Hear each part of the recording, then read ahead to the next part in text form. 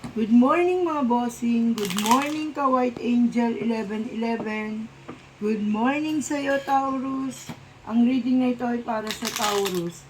Ito ay timeless reading. Kung kailan mo ito mapanood, naway makaresonate ka sa reading na ito. Ito ay general reading kaya hindi lahat ay magtutugma sa iyo Taurus. Hanapin mo makaka-resonate sa iyo at magbibigay ng positive energy. Good luck Taurus.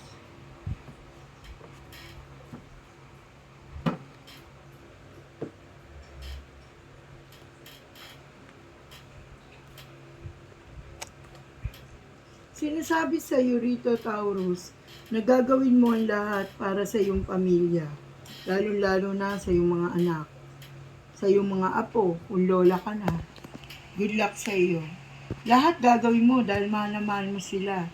Maraming magagandang balita na makakarating para sa iyo. Maraming opportunity sa mag-o-offer sa iyo. Sinasabi rin dito na maraming maling tao lumalapit sa iyo at humihingi ng tulong na walang katotohanan. Sinasabi rito na may isang baby or coming angel na parating na naman sa iyong buhay. Sinasabi rito na may paglalakbay na magaganap. Ano ba to? Mamamasyal lang ba? Magtuturi sa ibang lugar? Or sinasabing mag-a-abroad? Or nandiyan ka na sa malayong lugar sa abroad? Ipanalangin mo mga taong nagagalit sa iyo. Hayaan mo sila na husgahan ka. Hayaan mo sila na magpatuloy na masasamang gawain laban sa iyo, sapagkat ang Diyos ay hindi natutulog at laging nakabantay sa iyo.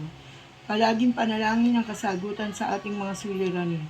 Maraming gumugulo sa iyong isip, maraming nagbigay sa iyo ng problema, lalo-lalo na sa usaping pera. Huwag kang malungkot. Sinasabi rito na may magandang kapalaran kang darating. Sinasabi rito na patuloy kang makikipagsapalaran at ibibigay sa iyo ng universe ang iyong hinihingi. Sinasabi rito na patuloy sila nakagabay sa iyo. Lalo-lalo na ang mga mahal mo sa buhay na hindi mo na nakikita. At lalo-lalo na ang mga mahal mo sa buhay na nasa lugar na at sa piling na ng ating Diyos Ama. Sinasabi rito na marami kang mga kaibigan na siya nagpapasaya sa iyo sa ngayon at nagbibigay ng lakas ng loob. Sinasabi rin dito na ganun pa man at marami kang kaibigan, hindi naman lahat din sila ay totoo sa iyo. Kasama mo lamang sila dahil sa kasiyahan. Sinasabi rito na may minamanifest ka na malapit ng matugunan at maibigay sa iyo.